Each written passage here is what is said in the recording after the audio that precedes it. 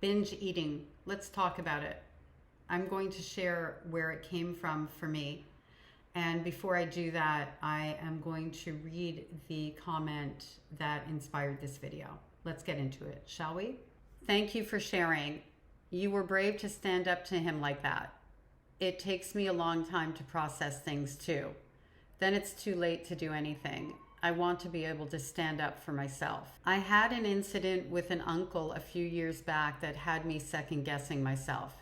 He got so close to me he was touching my boob with his hand. I don't think it was an accident. I froze. Then I just moved away from him, but I felt so gross. I didn't say anything. Did the binge eating start after the CSA? That's what happened to me. Binging on healthy things is a good tip, as long as I don't buy junk food. First of all, I'm so sorry for what your uncle did to you. Nobody should have to go through that. And I obviously completely understand freezing, fawning, saying nothing.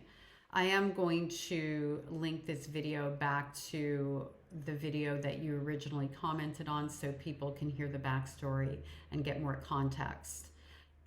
As far as the CSA goes, which started when I was around 3 years old with my grandparents and then subsequently with other perpetrators, and this is something that was a theme of my, not childhood, but traumahood rather, and then became more elevated in other situations because I ended up living on the streets at the age of 13. So I answered these comments and questions that all of you comment in for me without putting a ton of thought. I put some thought, but I don't want to play it over and over in my head. I really want to just give you my thoughts really unrehearsed around it. And as I started to think about where my binge eating started or my EDs started, because there was a point in my early 20s where I weighed like 80 pounds, probably less than that even. And I've always had a complicated relationship with food as long as I can remember. I don't know that I would call this binging or not. I'm not really sure, but when I think about it in the context of my own children, I'm like, kind of think it is.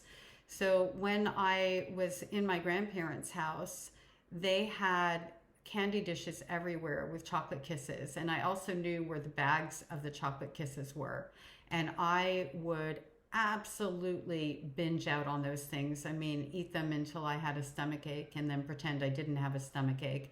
And I would hide the wrappers and do the whole 9 yards. And of course, I developed a reputation of being a sneak. So that was perfect for my mother. It fit her narrative of me being a liar and all of that.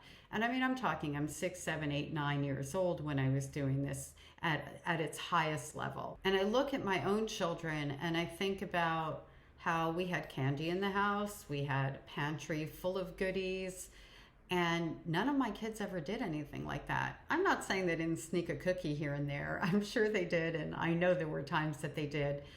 But they could stop themselves and not eat the whole bag of cookies or not hide things and all of that kind of stuff. And when I would eat them, I literally, I wasn't even just putting one chocolate in my mouth and going, that's so good. I remember really stuffing as many of the chocolate. I still can eat that way, where it's like I'm eating candy and I'll put 3 candies in my mouth and I'll go, whoa, what am I doing? And I'm more aware of it now. But the way that I was eating them, yeah, the binging, I would say, started in my early childhood. And whether it was a result of the CSA or my mother or everything combined, I don't know. I will say, though, my mother perfected that mechanism with me, that habit with me, by really giving me an experience attached to binge eating that was positive. And then I'll explain it, because I can't even, I'm just trying to grasp how I felt about it at the time. I know how I feel about it now. So my mother used to do this thing every now and again where she would take me in the car and she'd be in a particularly good mood, which it's like, oh, fun mommy's here. Didn't last long. But anyway, and I used to actually have a fondness attached to this memory. I'm like thinking, processing it through as I'm talking to you now. And I can remember there was a time where I thought that was a good memory. And she would take me to Pumpernicks. We lived in Miami, in North Miami Beach, actually. We'd go to Pumpernicks and she'd buy this delicious chocolate cake. And I still, to this day, like chocolate fudgy icing. I'm so glad she didn't ruin that for me, mostly. Maybe it'd be better if she did. I don't know.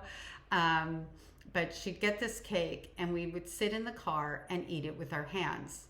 Now, my mother was all presentation, like perfection, makeup, nails, hair, everything, like always on point, always, like never left the house. Don't see her sweat. She doesn't sweat. She doesn't even perspire. That kind of person, perfectly coiffed, just like my grandmother was, just like most of the women in my family were.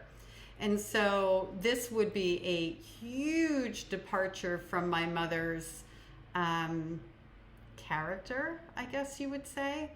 And it was ever so much fun for me. And she'd actually be kind of nice to me and we'd laugh about it until the cake was done. And then on the ride home, it would start to go into, oh, we're going to have to diet now. I'm 11, by the way. 10, 9, 11, 12, right in those ages there. We're going to have to diet now. I mean, if we don't, like, your ass is already fat enough. And by the way, I was tiny. I was like, but I didn't know that. I believed I had a fat ass. Of course, my mother picked the thing that I couldn't see, right? Like, that's it. And she would put us on soup diets and all sorts of deprivation. So my mother really taught me how to binge eat. You could binge as long as then you punished yourself afterwards in starvation.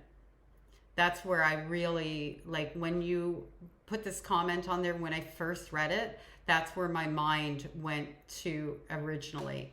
So I still have kind of a complicated relationship with food. Like when I'm triggered, I know it because of how I want to eat.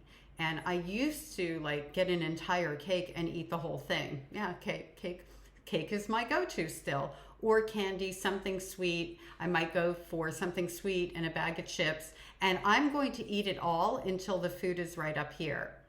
And as I began to realize that what I was really doing was creating my own chaos, I was punishing myself, I wasn't loving myself, I wasn't taking care of myself well, and that's something that I do very well now. I started to set myself up in a way where, one, I never punish myself or go into starvation mode after I've overeaten. Also, I will buy one, maybe 2 pieces of cake, not an entire cake. So I remove the temptation.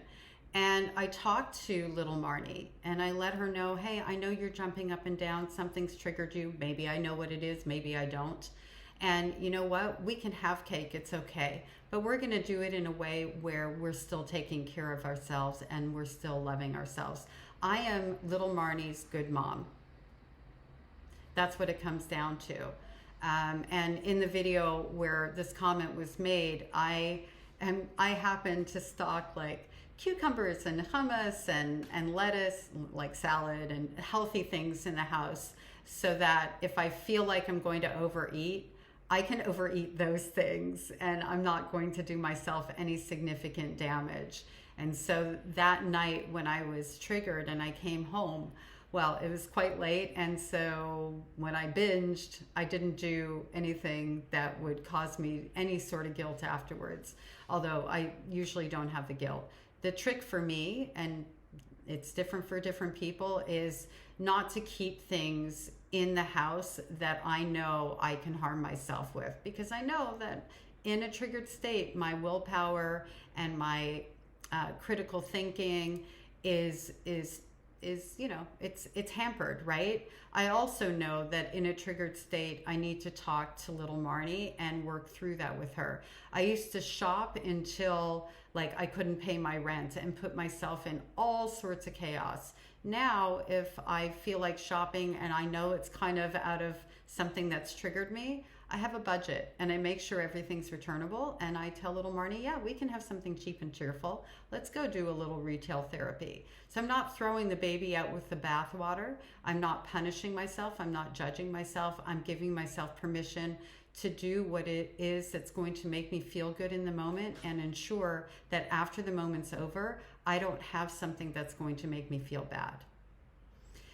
And on that topic of going to make me feel bad, I also recognize that the way that I used to speak to myself, like, you're so stupid and now you're going to be fat and what have you done? And, you know, all of those things was not my voice. It was my mother's voice. And so I literally will tell that voice to F off, and I will say, you go away, so-and-so. I don't want to mention my mother's name, but I'll tell her directly to F off, that she doesn't get to talk to us anymore, and that I, again, am little Marnie's good mom, and I love her very, very much. So I hope that this is helpful for you, and keep those comments coming. I really appreciate you, and I'll see you soon.